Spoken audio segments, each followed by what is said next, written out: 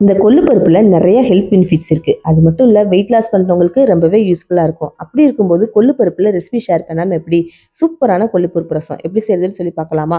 50 gram அளவு கொள்ளு பருப்பை வாஷ் பண்ணி குக்கர்ல சேர்த்துட்டு, ஒரு தக்காளி பழம், 1 டேபிள் ஸ்பூன் சீரகம், 1/4 டேபிள் ஸ்பூன் மஞ்சள்தூள், 2 டம்ளர் தண்ணி சேர்த்து குக்கர் மூடி 5 விசில் வச்சு வேக விடலாம். ப்ரெஷர்லாம் இறங்கட்டும். 1/2 லெமன் அளவு புளி ஊற வச்சு எடுத்துக்கலாம். இப்போ மசாலா ரெடி பண்ணிடலாம். ஜார்ல 1 டேபிள் ஸ்பூன் சீரகம், 1/2 டேபிள் ஸ்பூன் மிளகு, 1 டேபிள் ஸ்பூன் வரமல்லி, 2 வரமிளகாய், 3 பல் பூண்டு சேர்த்து கோர்ஸா அரைச்சு எடுத்துட்டு, ஒரு தக்காளி பழம், ஒரு கொத்து கருவேப்பிலை, கொஞ்சமா மல்லித்தலை சேர்த்து ஒரு பல்ஸ் கொடுத்து எடுத்துக்கலாம். இப்போ புளி ஊற வச்சிருந்தோம்ல, அதை கரைச்சி புளி தண்ணி இதுக்குள்ள சேர்த்துக்கலாம். ரசத்துக்கு மசால் ரெடி. குக்கர்ல ப்ரெஷர்லாம் இறங்கிருச்சு. குக்கர் ஓப்பன் பண்ணி பருப்பு தனியா தண்ணி தனியா வடிகட்டி எடுத்துக்கலாம். வடிகட்டி எடுத்து வச்சுக்க தண்ணி கூட மசால் சேர்த்துட்டு ரசத்துக்கு எந்த அளவுக்கு புளிப்பு தேவையோ அந்த அளவுக்கு தண்ணி சேர்த்து மிக்ஸ் பண்ணி விட்டு எடுத்துக்கலாம். இப்போ ரசத்தை தாளிச்சிடலாமா?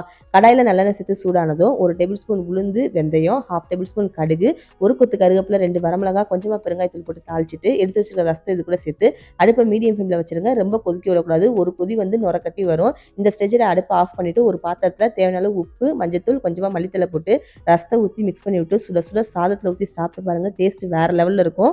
கொள்ளு பருப்பு ரசத்தோட ஸ்டாப் பண்ணல. எடுத்து வச்சிருக்க பருப்புல ஒரு சூப்பரான ரெசிபி நாளைக்கு ஷேர் பண்ணுறேன். சாட்டர்டே ரெசிபி சேனலை சப்ஸ்கிரைப் பண்ணி வச்சுக்கோங்க. Until by from Shobana.